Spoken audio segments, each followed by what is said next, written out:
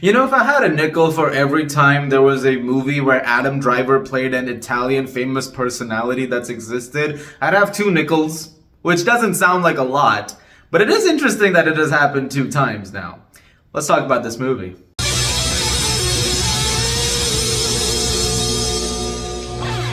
Ferrari was directed by Michael Mann in his first movie in almost a decade after Black Hat in 2015, I believe. Then this one stars Adam Driver, Penelope Cruz, and Shailene Woodley, and it tells the true story of the summer of 1957 when Enzo Ferrari was going through a very tumultuous time, both personally and professionally. Personally, he had just lost his son with his wife Laura, played by Cruz, and he was grieving that loss. At the same time, the company Ferrari was not doing super well. They weren't winning a lot of races. They were on the verge of bankruptcy. And as a result of all of this happening, he's trying to figure out what's the next step. At this point of time, the Mille Miglia is coming up, and so he decides, well, hedge all my bets into that. We'll see if we win that, great. If we don't, we might be in even more trouble and the company will go to hell. I don't need to introduce Michael Mann to anybody, I think. He's one of the most prolific directors. He's made some really great stuff, which I'm sure you guys have heard of. Stuff like Thief, Heat, Collateral, Ali, Miami Vice, the remake that he did, which has gotten a lot of love in the time since. It's become a bit of a cult movie now. And I think one of the things with Mann is even the movies of his which are not in that pantheon, there's a lot to appreciate in them. I think as a director, he does a really, really good job with stuff. And so naturally, there's a lot of hype going into Ferrari. It's a movie that has been a passion project of his for a very, very long time. He's been wanting to make this for almost 20 years now. And now we can finally get to see what patience has rewarded him. And I would say for the most part, it has rewarded him good. I think there's a lot of good stuff in Ferrari. I don't think it's top tier Man by any means, but I do think it's a very solid time. And a lot of that is due to the fact that he directs it really, really well. For the most part, it's very slickly and very well paced. It's 2 hours and 11 minutes long, and it really does fly by, quite a bit of it. Scenes are very, very quickly done in some moments, sometimes a little to the con side of things. We'll get more into that later.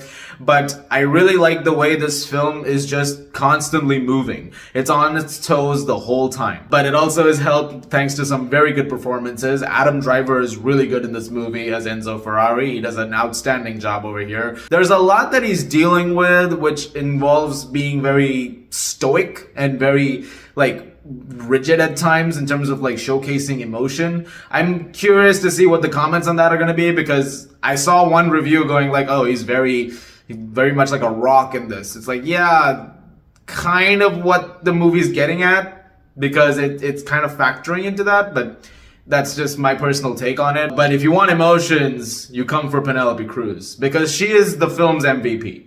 There is such an emotional core to this, in the fact that he has just lost his son with her, and that's his ex-wife Laura.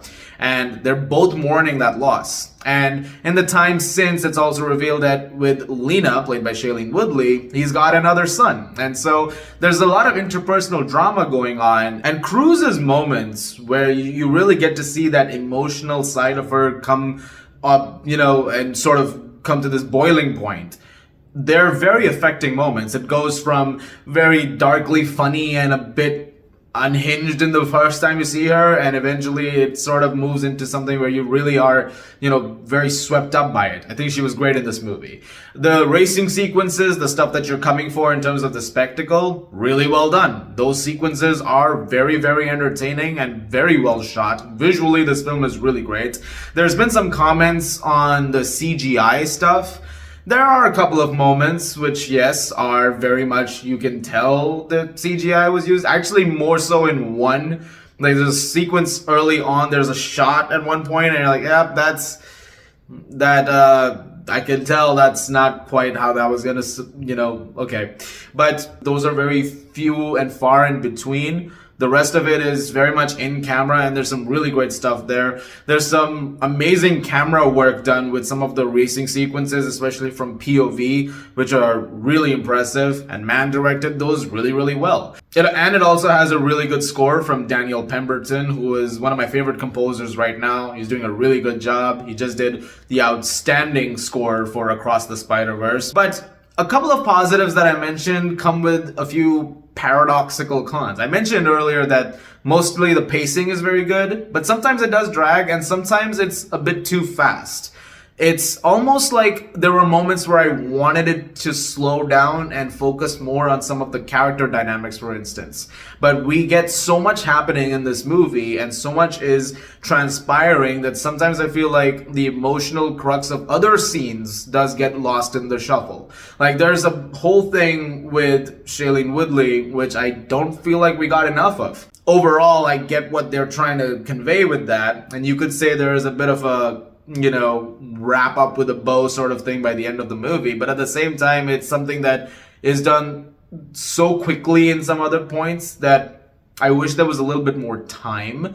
But when it comes to other things, it's a little more focused and manages to convey those things well. Like there's a side plot involving a driver, which I thought they did really, really well. One of the biggest issues I had with the movie, and I'm sort of gonna have to ask you guys this like in advance, but whenever you see this movie, I am curious to know what the edits sound like to you and what they look like.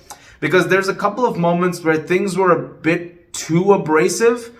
It felt like the music sort of cuts in and out so quickly, and some moments of dialogue and things happen so very abrasively that I was genuinely surprised by how those were being handled. I want to know if that happens with anybody else, if anyone else notices that. It might affect the movie for you a little bit because it does kind of become this thing where it's like, happening a little too quick. Overall, I can still say it's a pretty entertaining watch and you'll get some good stuff out of it. Like I said, it's not top tier Michael Mann movie. I don't think it is. But it is a solidly entertaining time, and I think you might have some fun with it. I genuinely want to know if there's going to be a longer version down the line, because he's done that before with some of his movies, and this being somewhat of a passion project, I wouldn't be surprised if there's a little more that's, lying somewhere for like a future home release or something. I guess we'll find out, But until then, I'm going to give Ferrari an 8 out of 10. Guys, thank you very much for watching. Look forward to more videos very, very soon. Let me know what you guys think of Ferrari whenever you guys get a chance to see it. Very interesting time. Lots of biopics and stuff happening. Napoleon just happened too. I guess 'tis the season. As always, if you like this, please do subscribe. Thank you very much once again. And I will see you guys at the movies.